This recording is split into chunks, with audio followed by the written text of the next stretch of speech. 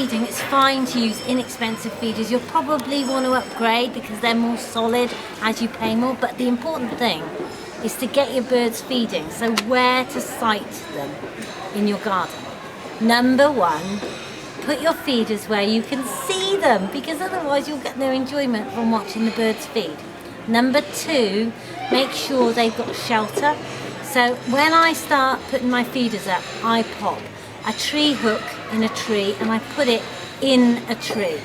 That way, when something frightens your birds, they've got instant shelter. So they immediately fly to another branch. So it makes it really easy for them to actually start to use the feeders. As you get more into it, you can start to put a bird feeding station up, and then you can gradually move it from the tree because they'll get more confident.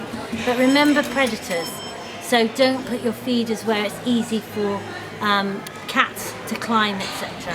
They just need a bit of shelter. They just need to be visible and high enough up. The really key thing is to make sure your feeders are clean, because wouldn't it be awful if you were causing an absolute food poisoning nightmare by feeding your birds?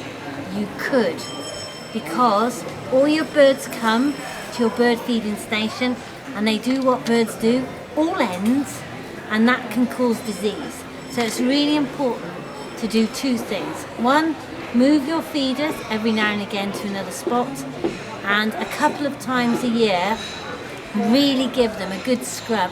There's proper disinfectant for bird feeders that you can use, or use normal disinfectant to make sure that it's actually clean. The worst times of year is when it's coming to when the birds want to feed, so maybe it's winter but it's quite warm, because that's when you get the disease. When it's really cold, don't worry about it because everything will be dead anyway.